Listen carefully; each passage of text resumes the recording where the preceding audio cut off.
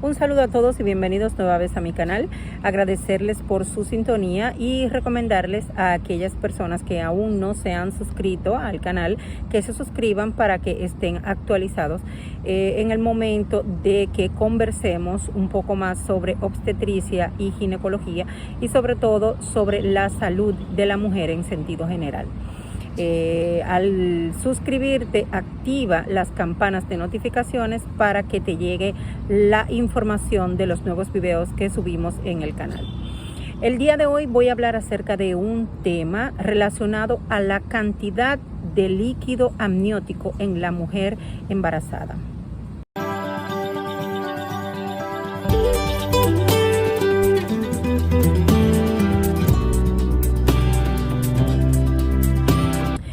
Primero iniciaremos definiendo lo que es el líquido amniótico. El líquido amniótico lo podemos considerar como un fluido que rodea al bebé durante toda la gestación. Este fluido se encuentra en un saco amniótico y tiene la función de proteger a este feto durante todo su desarrollo. El líquido amniótico también puede tener la función de permitirle al feto desarrollar, además de su protección, claro está, desarrollar ciertos aparatos, ciertos sistemas, como es el caso del sistema gastrointestinal y el sistema respiratorio. Y lo hace a lo largo del desarrollo de este bebé, desde sus inicios hasta el final. Cuando nosotros encontramos una alteración en el volumen o en la cantidad de líquido amniótico, podemos hablar específicamente de dos entidades clínicas. Hablamos de lo que es el oligohidramnios, que es el tema que vamos a tratar en especial el día de hoy, y hablamos de el polihidramnios. Cuando hablamos de oligoamnios,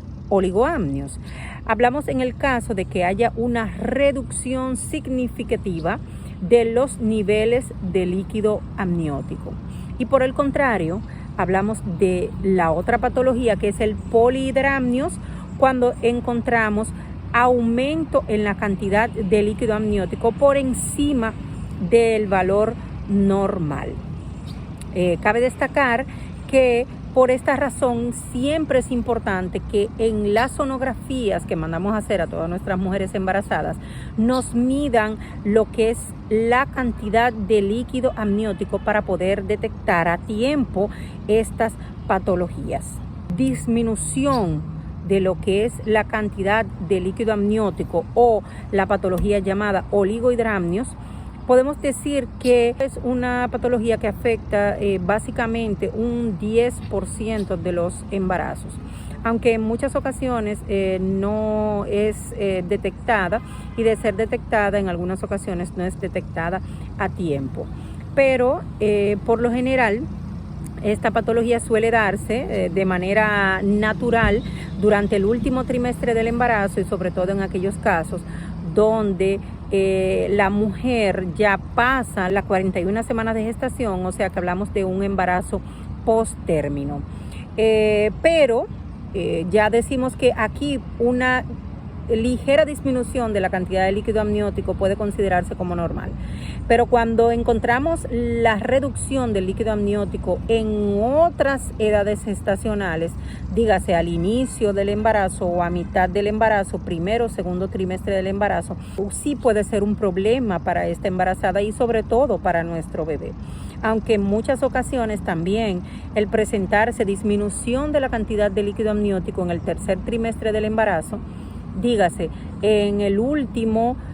trimestre de la gestación, por encima de los 6 meses, 7 meses de gestación, entonces también puede significar un problema para nuestro bebé. Pero por lo general, las consecuencias del oligohidramnio o del oligoamnios son más graves o son más agresivas cuando la encontramos en los primeros meses de gestación. Por ello, la importancia, nueva vez como digo, del diagnóstico sonográfico de esta patología para evitar que nuestro bebé no se desarrolle de una manera correcta. Y así, si ya tenemos un desarrollo correcto en nuestro bebé, entonces tenemos bebés más sanos, o sea, damos lugar al nacimiento de un bebé sano sin complicaciones. Por lo general hablamos de variaciones en lo que es la cantidad de líquido amniótico durante el transcurso de la gestación. O sea, que no es la misma cantidad de líquido amniótico que encontramos al inicio de la gestación como al final de la gestación. De hecho, como dijimos anteriormente, al final de la gestación puede haber una ligera disminución o un ligero descenso de la cantidad de líquido amniótico, pero por lo general se mantiene la cantidad de líquido dependiendo de cada edad gestacional y no debe haber reducción de la cantidad de líquido de los parámetros que se consideran normales. Ahora, para nosotros saber si estamos frente a un trastorno en la cantidad de líquido amniótico, podemos preguntarnos cómo se realiza la medición o la medida de el líquido amniótico, cómo se mide la cantidad de líquido amniótico. Y para esto decimos que nos podemos auxiliar, o el sonografista, el médico, el radiólogo, se auxilia de lo que es el índice del líquido amniótico, el método de Phelan. El índice de líquido amniótico, o ILA, bien, que son las siglas ILA, índice de líquido amniótico, nos va a dar la cantidad exacta de líquido que tiene la mujer embarazada. El índice se calcula dividiendo en cuatro cuadrantes. Bien, en forma de cruz se divide la cavidad uterina o el abdomen de la mujer gestante en 4 cuadrantes, y a continuación el médico sonografista procede a medir lo que serían las lagunas máximas verticales que estén libres de partes fetales o libre de cordón del líquido amniótico en cada cuadrante. Significa que estos 4 cuadrantes que se han dividido, bien, se van a medir tratando de buscar una parte donde no haya ni partes fetales ni cordón, y con la sumatoria de estas medidas entonces se obtiene el valor normal del índice del líquido amniótico, que oscila entre 8 centímetros y 24. Por debajo de 8 podemos considerar que estamos frente a un oligoamnios, que puede ser leve, moderado o severa cantidad, y por encima de 24 hablamos entonces de la patología que mencionamos, que posteriormente haremos un video sobre esto, que también va de leve, moderado o de severa intensidad. No siempre es posible tener una exactitud o una certeza de cuál es la causa que desarrolla el oligoamnios, pero se hablan en muchos casos de que una gran cantidad de casos de oligoamnios, vamos a hablar sobre todo de un 50% de los casos, se deben a etiologías desconocidas, o sea, causas idiopáticas. Quiere decir que no se tiene la razón específica por el cual se produce la reducción del líquido amniótico. Pero, como dijimos anteriormente, en gestaciones, por ejemplo, postérmino, o sea, aquellos embarazos que pasan de las, sobre todo 41 semanas de gestación, entonces ahí podemos ver que haya una reducción fisiológica o una reducción normal, bien, de lo que es la cantidad de líquido amniótico. Pero, por ejemplo, en el caso de las rupturas de membranas, durante la labor de parto se produce ruptura de membranas y no se considera como un oligoamnios, pese a que si sale toda la cantidad de líquido amniótico y nosotros tenemos, por ejemplo, un cuello con un índice de Bishop desfavorable, o sea que no tenga características propias para dar una labor de parto, entonces sí decimos que hubo una ruptura prematura de membranas con cantidad de líquido ya disminuido severo, y quizás en ese caso ya nosotros no demos una oportunidad de una labor de parto, pero ya esta sería otra entidad. porque tenemos una causa que es la ruptura de la membrana, pero las rupturas prematuras de membranas también pueden dar la presentación de esta patología. Bien, el oligoamnios puede producir la reducción de la cantidad de líquido amniótico y puede afectar en la evolución de este embarazo. Tenemos alteraciones ya propias de la placenta, que estas también pueden hacer que si reduce la filtración de los nutrientes al bebé, este puede entonces reducir lo que es la cantidad de orina y puede llegar entonces a que curse con un oligoamnios o con la disminución del líquido amniótico. También existen problemas maternos, como es el caso de la preeclampsia o ciertos trastornos hipertensivos, también hipertensivos crónicos, que pueden llevar por lo mismo reducción del flujo de sangre hacia el bebé, y esto puede hacer que reduzca la cantidad de líquido amniótico. Es bueno aclarar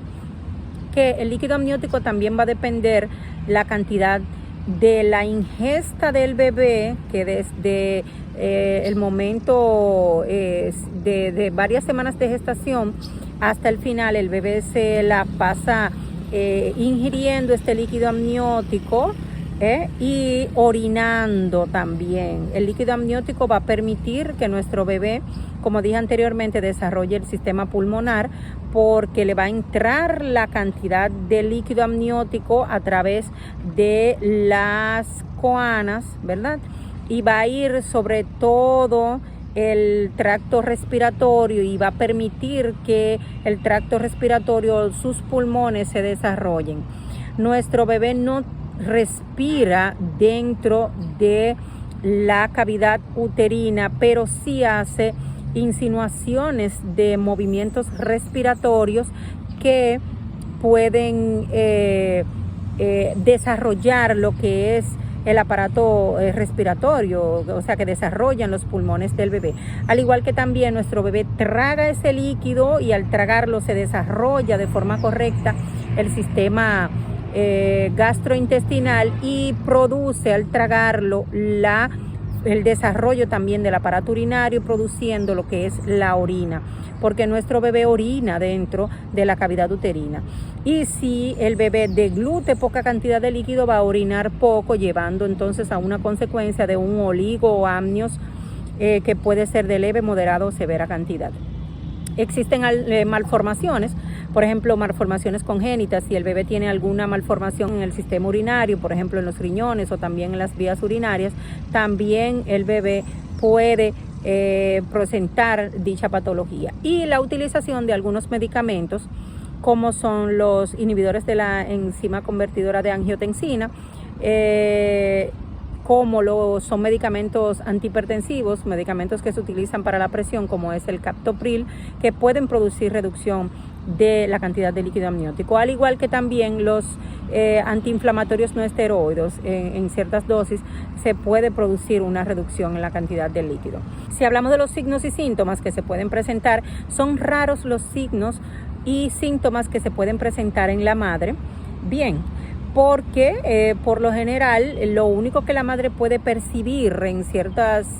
situaciones es que la barriga está un poquito pequeñita, que no ha crecido, y el médico también nosotros podemos detectar que en relación a la altura uterina, con relación a la edad gestacional, entonces no tenemos la altura ideal por la reducción de la cantidad de líquido amniótico. A pesar de que la altura uterina la da el crecimiento del bebé, una reducción en la altura uterina nos puede hacer sospechar en lo que es una disminución en la cantidad de líquido amniótico. Por lo general no existen más síntomas, signos manifestados en la madre, a excepción de la reducción en la cantidad de movimientos del bebé, porque la mami puede detectar que su bebé no tiene muchos movimientos al tener poco espacio dentro de la cavidad uterina y sentirse todo pegadito, todo apretadito, por no tener líquido amniótico, que es el que se encarga de permitirle la movilidad. Entonces este bebé se puede encontrar un poco incómodo y restringe sus movimientos. Dentro de las complicaciones,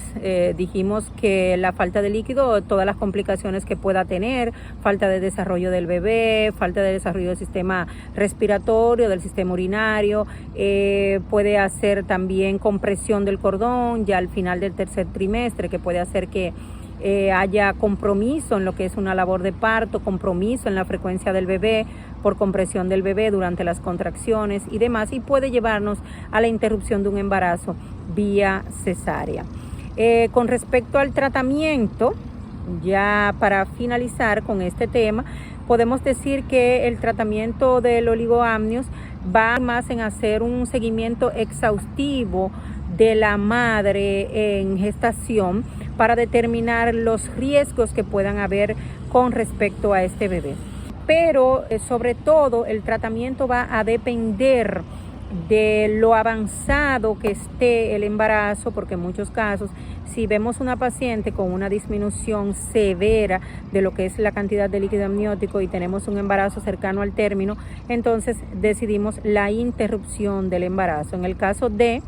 que se presente una reducción de la cantidad de líquido amniótico y estemos en un embarazo de término y ya no es una reducción severa, sino de ligera, moderada, se puede inducir una labor de parto, se le puede dar labor de parto con el fin de entonces obtener un bebé con menos complicaciones que si dejamos ya dentro de la cavidad uterina. Entonces, nada, eso ha sido todo por este tema. Yo espero que haya sido de agrado para ustedes, que haya sido también de provecho, y les vuelvo a exhortar que continúen viendo los demás videos. Muchas gracias.